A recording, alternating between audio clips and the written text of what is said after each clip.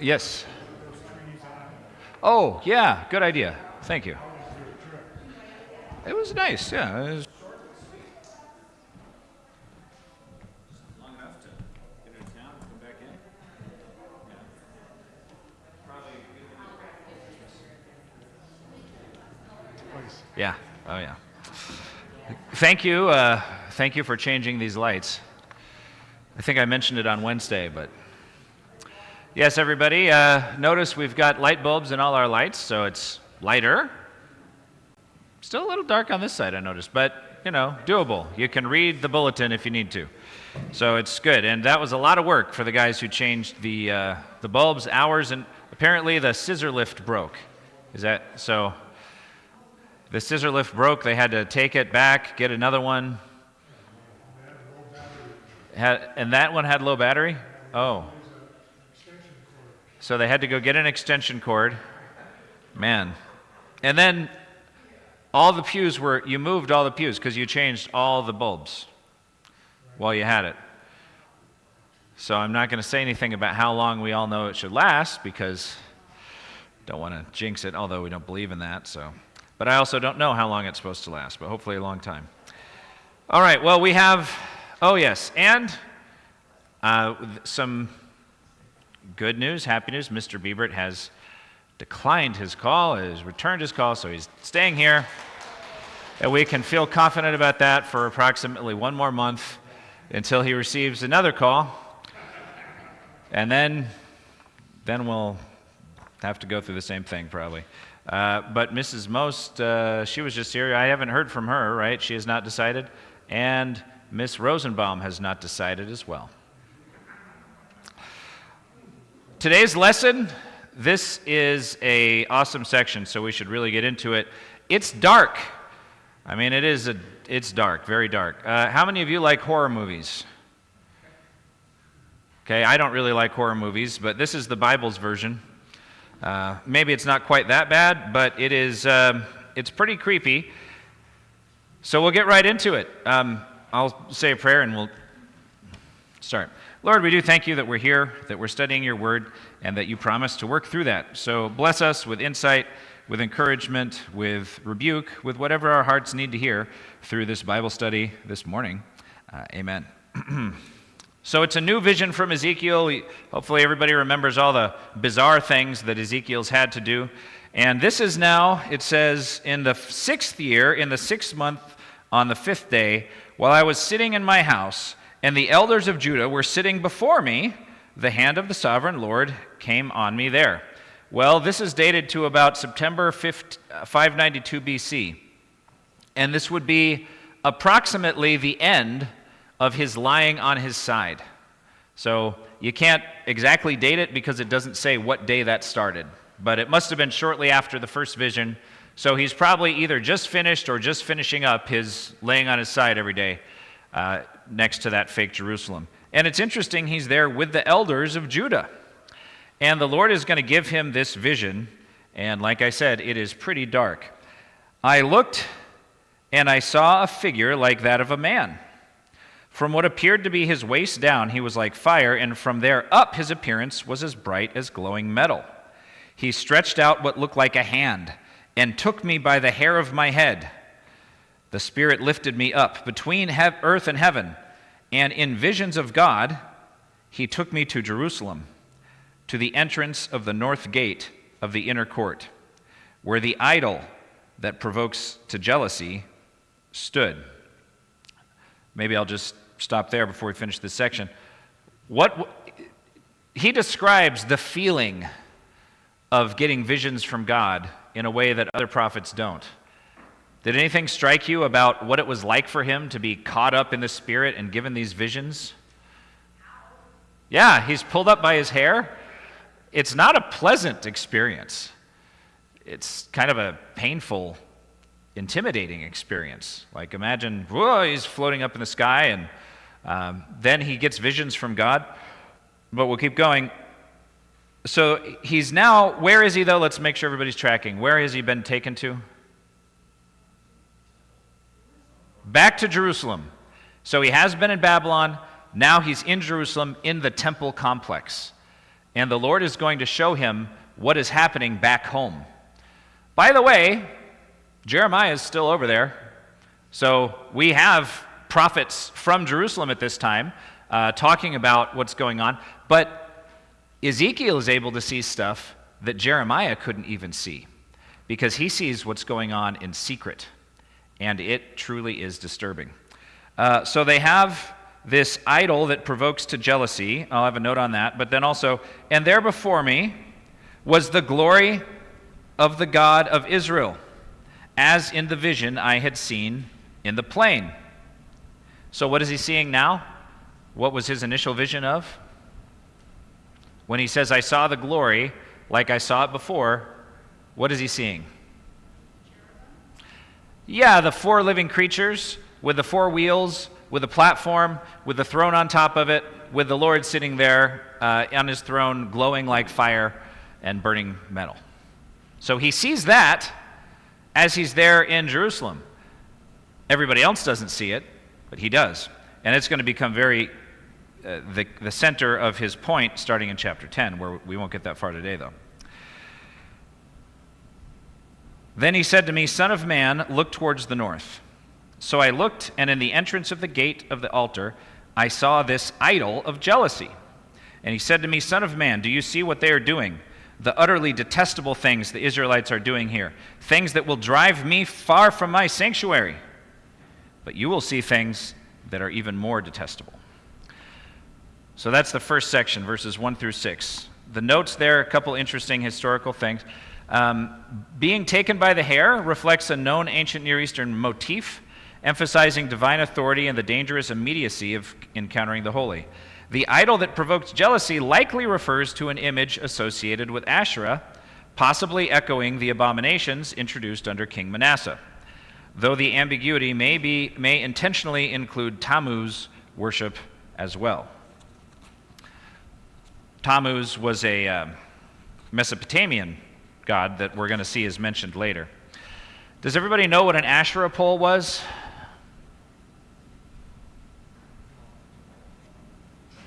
Yeah. Like a what? A maypole? I have no idea what a maypole is. Communist?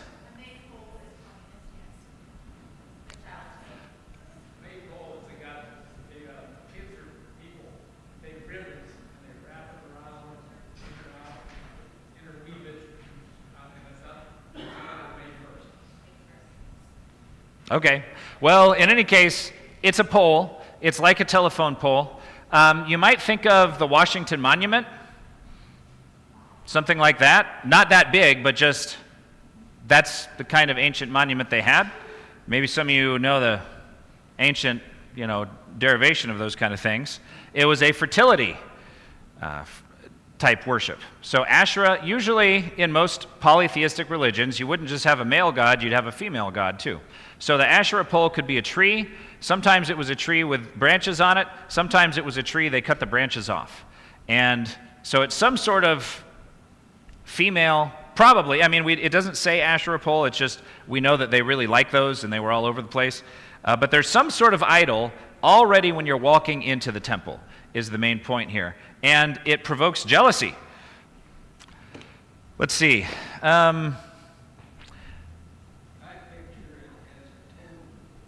It could have been something like a totem pole, but it probably wasn't so intricately carved, although it may have been.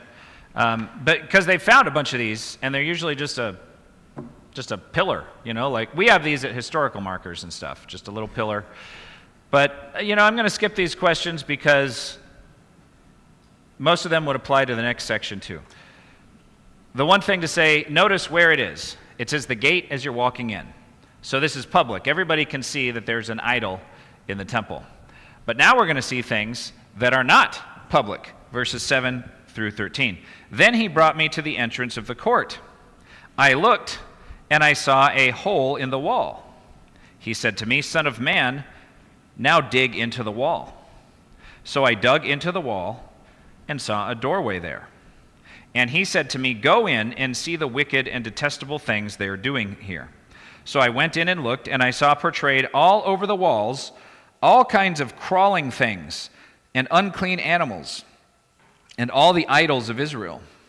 In front of them stood 70 elders of Israel, and Jaazaniah, which is otherwise a cool name, Jaazaniah, son of Shaphan, was standing among them. Each had a censer in his hand, and a fragrant cloud of incense was rising. He said to me, "Son of man, have you seen what the elders of Israel are doing in the darkness, each at the shrine of his own idol? They say, 'The Lord does not see us. The Lord has forsaken the land.'" And again he said, "You will see them doing things that are even more detestable." There's quite a bit of notes on this one. The chambers Ezekiel enters is likely one of the rooms lining the temple courts, normally used for storage or priestly purposes, and the need to dig through the wall underscores the deliberate concealment. The carved reliefs of crawling things and detestable animals are typical or atypical for Israelite or Canaanite worship and point instead to Egyptian and Mesopotamian influences, where animal imagery such as serpents, beetles, reptiles, and insects was commonly used in apotropaic or protective rituals, especially in mortuary and domestic contexts, meaning in graves or in homes. Incense likely functioned broadly across the ancient Near East in protective and magical rites, not only in Yahwistic worship. The 70 elders represent Israel's political and religious elite, and the fact that each stands before his own image suggests individualized private ritual practice rather than communal worship. The explicit naming of Jaazaniah, son of Shaphan, is particularly significant since the Shaphan family has been closely associated with Josiah's covenant reforms. So if you catch that, they're mentioning somebody whose father had been a reformer. His father had led the good reform a generation earlier, but now he is cowering, hiding in the temple, worshiping idols in basically what was a storeroom. So a generational reverse, and then the elders' assumption that the Lord does not see reflects a widespread ancient belief that divine oversight could lapse, prompting the use of foreign rituals for security rather than trust in the covenant. Okay, so I'll ask one of the discussion questions. Really, there's a lot of law. The only gospel here is that the Lord is even bothering to deal with these people at all. How were these people likely justifying their idolatry? And we get a hint of it in what they're saying. It's sort of like when Moses went up on the mountain and they said, "Where is this God?" and made us a God. Yeah, it's basically the same thing. The Lord doesn't seem to be around, so we need another God. Yeah, it shows that thinking that God's already forsaken the land of Israel. Yeah. Right. If he's forsaken us, we better find a God who's not going to forsake us. So there's a certain logic to it. What's the wicked part? Yeah, I mean, there is no God you should worship other than the Lord, right? I mean, if he's angry with you, it's because you're sinning and you need to repent and turn to him. You don't need to just find another God who's going to accommodate you. But don't we do that today? You know, it's easier to just make our own God, and then you don't have to be, you know, if things don't go well, you just turn to that God.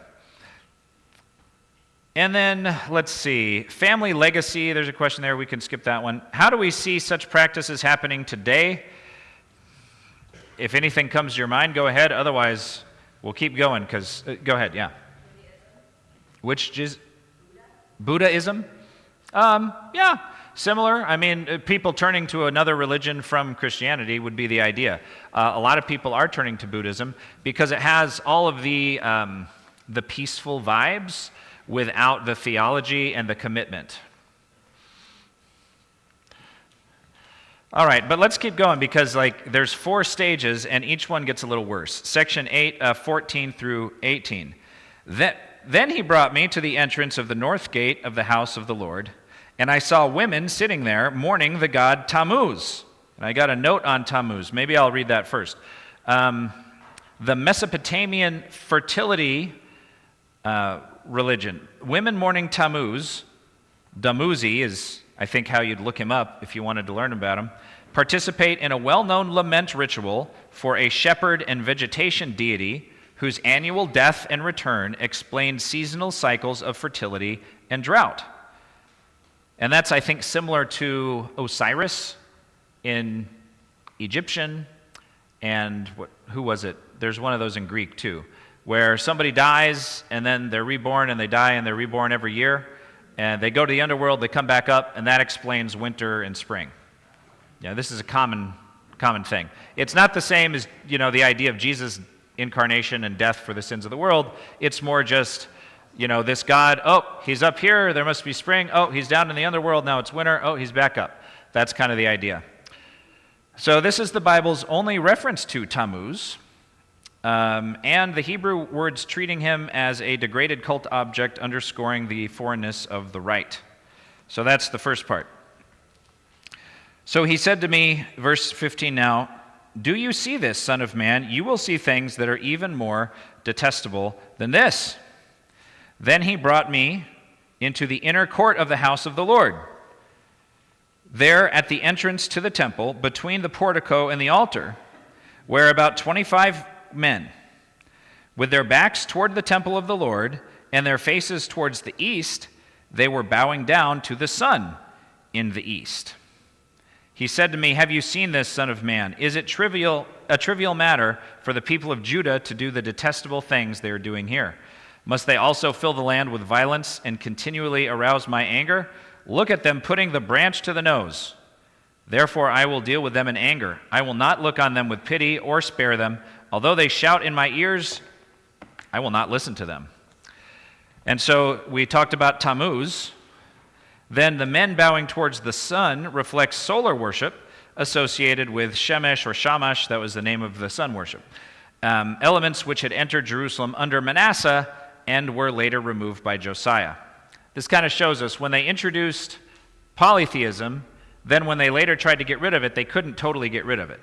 They drove it underground, and it's still underground, but now it's becoming more popular again. Yes, now it could have been 20 men, but putting the branch to the nose likely reflects an ancient Near Eastern posture of entreaty before a deity, possibly using a branch symbolizing life or renewal, and may also connect back to the Tammuz imagery. So we're not sure exactly what it means, but it's some sort of, they're using pagan customs to worship the Lord. That much we can say. And so they show deep religious syncretism, blending fertility and solar cult practices into the worship space of Yahweh. So that's, now I think, maybe if you go to the next page, I have a note that kind of summarizes this, if you look at the big picture. Yes? Bowing down to the east, is that where the Muslim religion gets their... Well, I don't think it's directly from this, but it's simply the idea the sun rises in the east, and so if you're worshiping the sun, you worship facing east. Probably at morning, but I'm not sure. But the Muslims, don't they only worship, they face Mecca. So I think depending where you're at on earth, you'll face a different direction. But it is a common thing in ancient religions, even in the Bible, I think, to when you pray, the Israelites prayed, it said they should pray towards the temple. It doesn't say that a lot, but one or two places. Good point. All right, let's consider the whole thing and then ask some questions, and then we can look at chapter 9 too.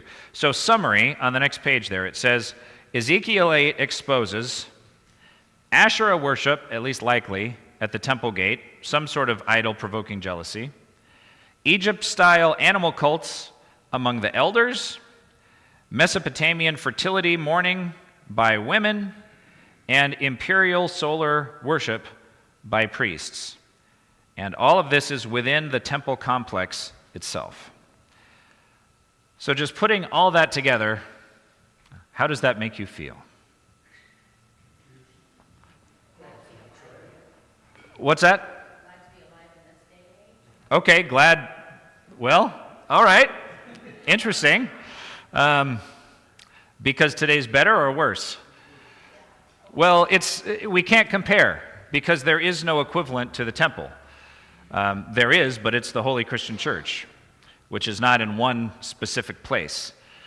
They had one place on earth where God's holiness dwelt symbolically, metaphorically, and to some degree, there was a pillar of fire there sometimes.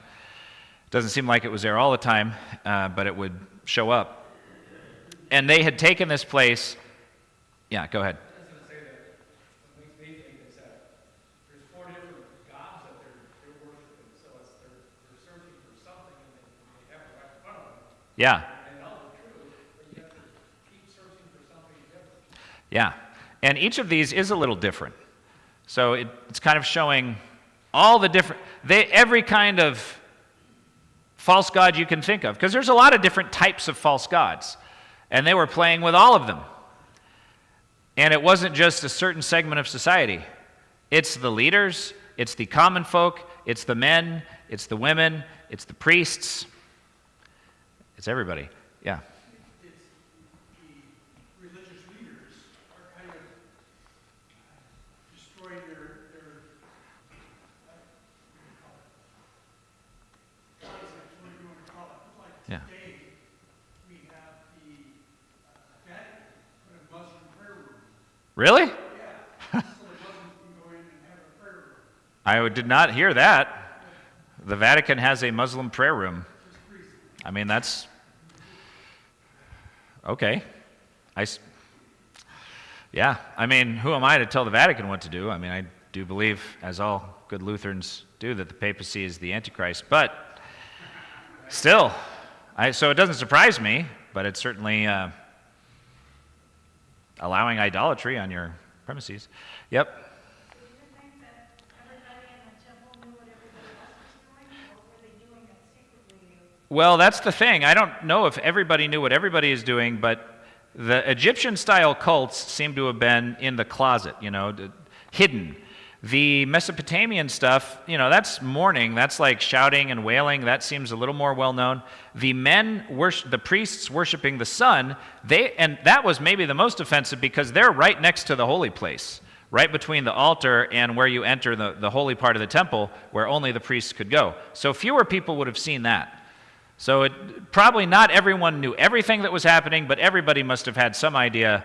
There's a lot of polytheism. The temple is no longer exclusively for Yahweh, and there's a lot of different things happening. Yep. And it just seems so interesting that the Israelites, that they wanted to be considered so unique, so special, and set apart by God, yet at the same time they were doing everything they could to ingrain Mm-hmm. everyone else to be ingrained in what everyone else was doing, bring what everyone else was doing to them. Mm-hmm. Honestly, I don't think it's much different than our church in America, than the church in America today. We have so many Christian churches. Mm-hmm. You go to an Episcopalian church, and you will not recognize anything that happens. Oh. There's no theology. It's bringing in everything else to try to make them, we want to say, oh, we're Christian, we're God's people. Mm-hmm. But you're not doing anything that reflects it. You're doing everything that the world says. Yeah. Go to St. John's Cathedral sometime. I went there not too long ago. And it's like a shrine to every modern false god. In fact, I was going to go on the Washington, D.C. trip. I had an idea we went there to watch the Messiah not too long ago. So that part was biblical, Handel's Messiah. We were going to go on the Washington, D.C. trip with the kids. I had this great idea, I thought, to go see the National Cathedral. Because, well, it's one of the biggest cathedrals in the world, and it's such a, but after going up to St. John's, I can't imagine what kind of stuff they have. I don't want them to see that kind of thing in a church. I don't want the kids to even have the idea that that could happen.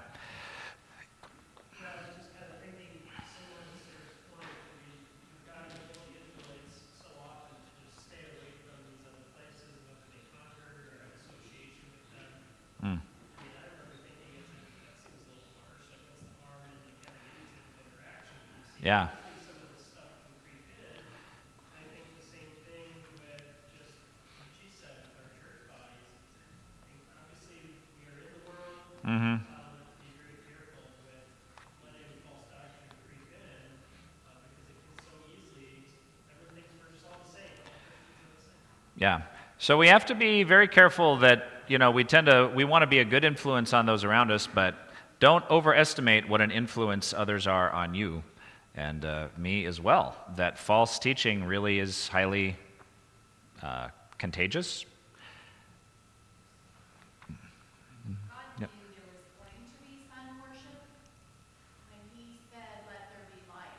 Mm-hmm. The sun was not invented or spoken into existence yet. That was on the fourth day. Yeah. God knew that there was going to be people who would worship the creation Mhm. rather than the creator. Yeah, the way God created the sun, it's like it was, well, yeah, it shows us that the sun is not itself anything. It just reflects the light that ultimately comes from God. So, good point. So, don't worship the sun, people. All right. So, but you see why this is pretty heavy stuff. Well, what God's going to do is pretty heavy too, but hopefully we see it's fair. Oh, okay, maybe a little levity before we go. I heard a pretty good biblical joke. Who is the shortest person in the Bible? Who is the shortest person in the Bible? If you know it, you've probably been watching the same YouTube channel I have.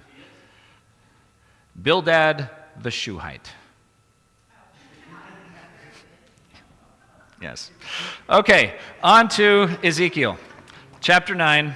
Here is the Lord's judgment that is pretty severe, but he's warned them now for 500 years that this was coming. And in fact, more, because Moses even said. People forget Moses is the original prophet. Pretty much everything Isaiah, Jeremiah, Ezekiel say, Moses said it first. Towards the end of Deuteronomy, we often don't really get that far, or we're so tired of reading the Pentateuch that we kind of skip over it too quickly. But anyway, God had said this was coming for a long time. Then I heard him call out in a loud voice, "Bring near those who are appointed to execute judgment on the city, each with a weapon in his hand."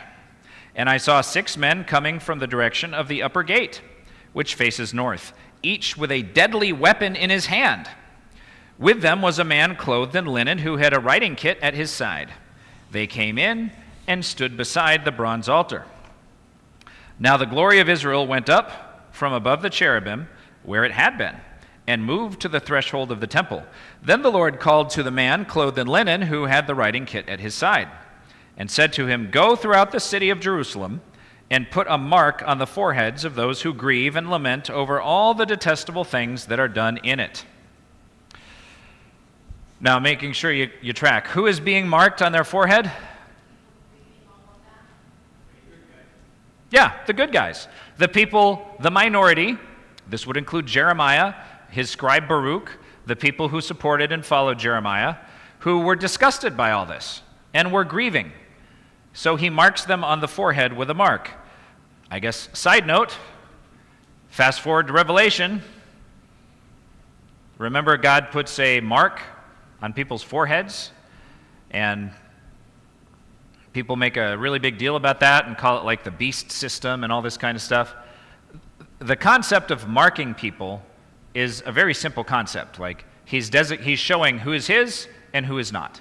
That's all the marking means. That's all it means in Revelation 2. Yeah. Oh yeah, you mark the house, and you don't kill the ones who were there. Yeah, exactly. So this idea, that's what it means in Revelation 2. The people with God's mark don't get destroyed. The people with the mark of the beast, they get wiped out. That's exactly what we have here. The people with God's mark are going to be spared. The people without the mark, they're dead. Same thing in the Passover. The people with the blood on their doorway, they get spared. The people without it don't. So the mark of the beast is such a simple concept if you just look at it throughout Scripture, and it's too bad people make it into this big thing and think it's somehow connected to AI or Elon Musk and things like that. But you hear that all the time. I've heard many people who aren't like Bible commentators, but they're kind of like casual Christians, and they'll say something like, "We all know the Bible says that there's a system coming, and you're going to have to like check in with the government to buy things," and not that that's good if it happens, but it's not what they're talking about. So anyway, everybody's getting the mark on their forehead who is grieving and lamenting over all the evil. That's actually kind of a comfort too, isn't it? That even when you're the distinct minority and you feel pained and you feel helpless, surrounded by all this evil, God sees you and you're still His, and He's still watching over you and going to protect you, even if your society maybe he's not going to watch over them in the same way, so we'll keep going. Verse 5, as I listened, he said to the others, follow him through the city and kill without showing pity or compassion. Slaughter the old men, the young women, the women, and the mothers and the children, but do not touch anyone who has the mark. Begin at my sanctuary. So they began with the old men who were in front of the temple. Now let me see here. The numbers 6 and 7 do have significance in Babylon. Probably it's the 7 of the Neo-Babylonian myth of Era, executioners who enforce divine judgment on covenant breakers. So these numbers did have meaning in the ancient world. They have meaning also in modern day. The 7th figure, clothed in linen with a writing kit, reflects the widespread motif of a divine scribe or record keeper evoking figures such as Nabu or whatever. So this is a common idea. It's also just they commonly had record keepers back there. So the marking of the foreheads used the Hebrew letter Tav, which is basically an X, and a common sign of ownership or protection. You already mentioned the Passover there. And the moment of the Lord's glory above the cherubim recalls the ark enthroned in the temple and signals the judgment process from God's own holy presence, enforcing the covenant rather than abandoning it. So that it is significant here. It starts from the temple and goes out. It's not like it's coming from the outside in. It's starting at the temple, where God's glory is, where Ezekiel can see God's glory right there, and saying, here's what you have brought on yourselves.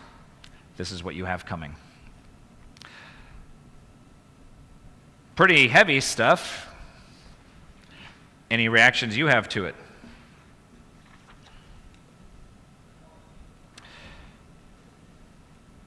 Maybe an application. What does it look like today to sigh and groan over sin without becoming self-righteous or withdrawing from others? I do think that can be a challenge. Anybody have insights into that? We want to sigh and moan over sin, but we don't want to be self-righteous. We don't want to withdraw from other people. Because we're also living in the New Testament era. Nobody said our country has to be a Christian country. Everyone else has to be a Christian or God's going to kill them all. And we still want to share the gospel with people. So we don't want to just withdraw. But sometimes that's kind of what you feel like doing. Anything that's helped you deal with that tension? I'm sure you've thought about this, dealt with it before.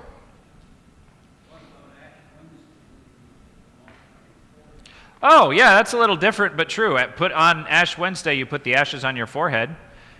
It marks, really on that day, we're marking ourselves as mortal, but we also do it in the sign of the cross, reminding us that we are the Lord's. Yeah, that's true. Well, we do it too. It's an ancient thing. It goes back over 1,000 years. I have not looked deep into the history of it. It's just a symbolic thing. I mean, if it has meaning, if you do it rightly and you understand the meaning, it's just a reminder that we're all mortal. That's good. I mean, we can all use that. It would be bad if you somehow turned it into like a superstitious ritual or something. I don't know if the Catholics do. I don't really know how they approach that. Yep.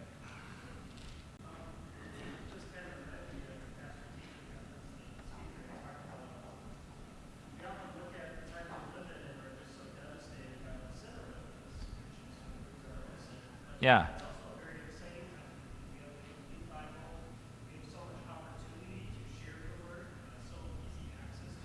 Yeah. Mm-hmm. Yeah. So there are a lot of opportunities all around us. So not to just focus on the sin and the evil. I think being in America, and especially those of you who are my age and up, especially for 50, 60 and up, you remember a time when America felt like a Christian nation. And so it's always going to feel like a bit of mourning that has been lost. I mean, it's been lost. But there's still a lot of Christians here, and there's still a ton of opportunity. So look at the positive, you know. Look at what God has before you. And even if other people are forsaking the Lord right and left and embracing evil, you don't have to. And we can still worship the Lord right here And our church, the only thing stopping us from doing more ministry is us. I mean, we can do as much as we want. We can reach as many people as we want. We can share the gospel with everybody we know. So we don't need to get too discouraged here. Yeah. Mm-hmm.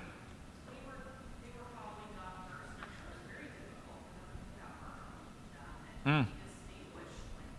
Yeah.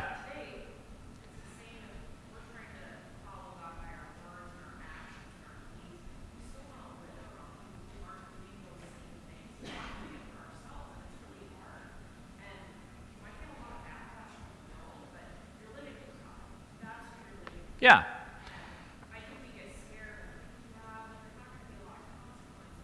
Mm.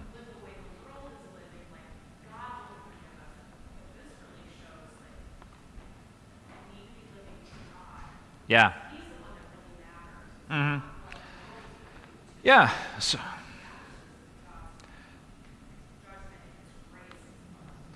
So don't over-focus on the world. Like the world, the devil, and our sinful flesh are all there, and there are dangers, and we should be aware of them, but we should be more aware of the Lord and our daily walk with Him. So sometimes you can over-focus on the devil and demons and stuff and forget, oh yeah, but the Lord's more powerful and I have Him with me, so you don't want to obsess over demons. I think the same thing goes for the world. You can over-focus on the world, even in a kind of a mourning type of way, even in a way that you wish it were better and you'd like to see it improved, but you're still kind of obsessing over the world at that point because you have Lord. What's that? Exactly, right? He, in fact, pretty clearly indicated it's going to get worse. So kind of get used to it, you know? But once your joy isn't found there, it's found just in being chosen by God and knowing Him, then it doesn't matter so much. Then you share with the world, you try to help people in the world, but you don't, you realize you're not going down with that ship. All right, so good thoughts on how to navigate that kind of tension we feel. And the last few verses, what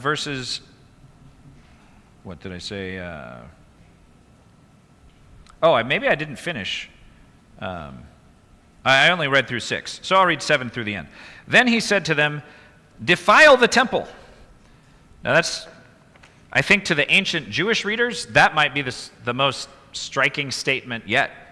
Defile the temple. Because they had this localized view that the temple simply was holy. I mean, defiling the temple just seemed like a horrible thing. And almost an impossible thing. Defile the temple and fill the courts with the slain. Go. So they went out and began killing throughout the city. While they were killing, and I was left alone, I fell face down, crying out, Alas, sovereign Lord, are you going to destroy the entire remnant of Israel in this outpouring of your wrath on Jerusalem? He answered me, the sin of the people of Israel and Judah is exceedingly great. The land is full of bloodshed, and the city full of injustice. They say the Lord has forsaken the land, the Lord does not see. So I will not look on them with pity or spare them, but I will bring down on their own heads what they have done. Then the man in linen with the writing kit at his side brought back word saying, I have done as you command.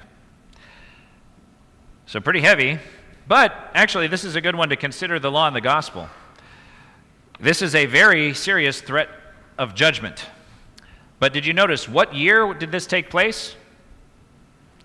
592 BC. When was the temple finally destroyed? 586. So that's 6 years or so. They had to repent, and the faithful people had to get out. Ezekiel was telling them in exile. Jeremiah was telling them in Jerusalem. They had plenty of warning, really insane amounts of warning. Unfortunately, they had so much warning that it just kind of became background noise, and it went in one ear and out the other, and they didn't listen to it. But nobody could say not only they weren't warned, nobody could say that they hadn't been warned to a ridiculous degree. So when God did finally bring His judgment, nobody could say it was unfair. In fact, it was merciful how long He waited, and it was remarkable how patient He was.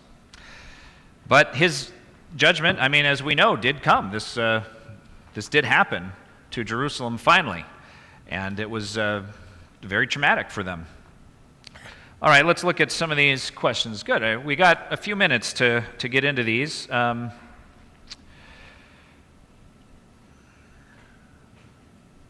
What do you make of the fact that, I'm on the discussion and the application on the last page.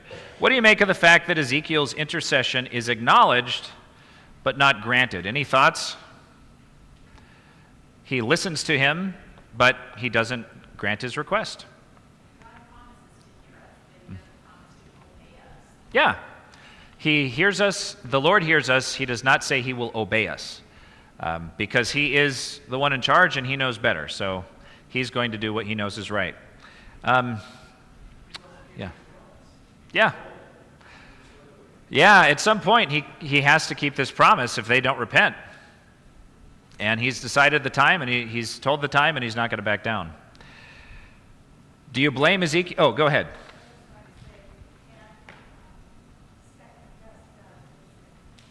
Right. Yeah. Mm-hmm.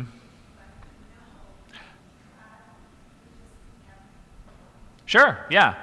We have our small bit of knowledge. So do you think Ezekiel was wrong to try to intercede here?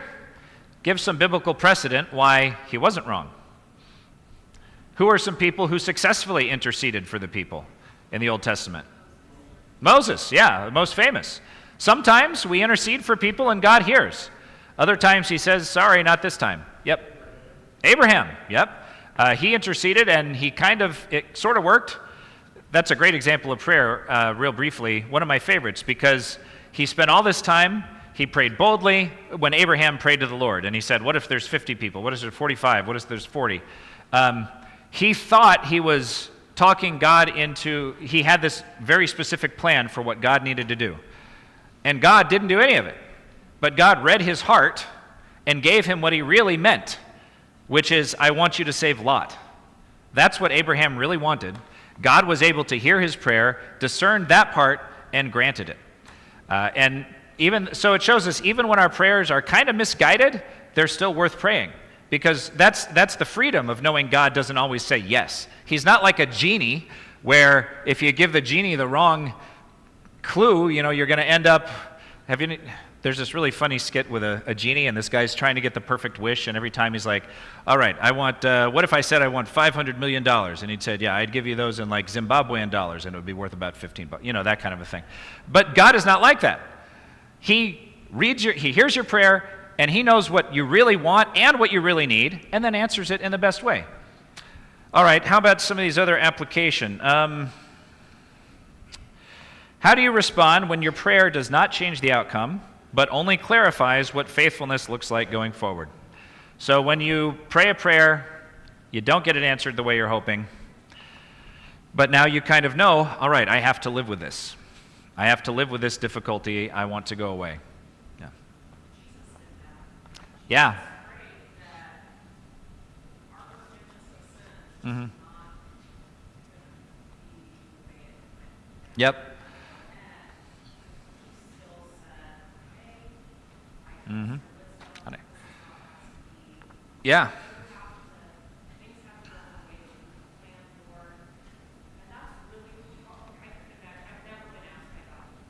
Yeah. Morning. Mm-hmm.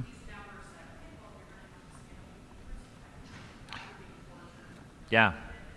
So Jesus is the perfect example of this, of course, of why wouldn't he be, of praying to let this cup pass, and it didn't pass, but God, but he still obeyed, and he still knew that God would vindicate him at the end. Yes? Yeah, the thorn in the side. Another good example. Great minds think alike. Good. Well, I think it's about time to end. So there's other questions you could ponder, but a heavy section, but a sobering one. And does our society deserve any better? Not really. So we should just be thankful that the Lord is as kind and compassionate as he is, because it means we're still here. All right. I'll get your question after. We have to end now because of the time. But we'll start again in 10 minutes with worship. Mm-hmm. Your coffee? Oh.